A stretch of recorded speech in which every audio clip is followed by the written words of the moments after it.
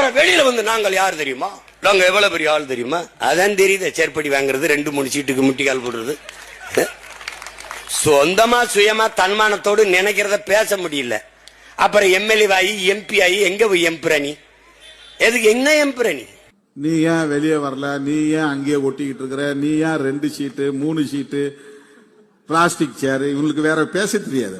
அரசியல் தெரிஞ்சாதானே பேசுவான், அரசியல் தெரிஞ்சாதானே பேசுவான்.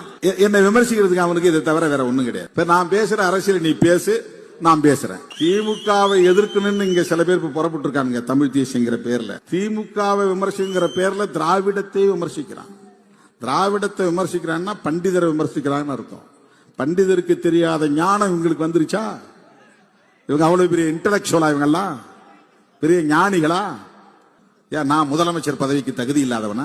யார் யாரோ கிளம்புறான், நானு ரவுடின்னு என்னையும் அரெஸ்ட் பண்ணுங்கிறான். எல்லாரும் வந்து என்ன முதலமைச்சர் ஆக்குங்கன்னு போய் கேட்கும் போது, நான் 35 வருஷம் இந்த பொது வாழ்க்கையில் இருக்கிறேன், 25 வருஷம் தேர்தல் அரசியல் இருக்கிறேன், முத்தமிழறிஞர் கலைஞரோடு சேர்ந்து அரசியல் செய்திருக்கிறேன், கொஞ்ச காலம் ஜெயலலிதா அம்மாவோடும் சேர்ந்து அரசியல் செய்யக்கூடிய வாய்ப்பு கிடைத்திருக்கிறது. நீண்ட காலம் இன்றைக்கு திராவிட முன்னேற்ற கழகத்தின் தலைவர், தமிழ்நாடு முதலமைச்சர் தளபதி அவர்களோடு பயணிக்கிற வாய்ப்பு கிடைத்திருக்கிறது. ராகுல் காந்தி போன்றவர்களோடும் சேர்ந்து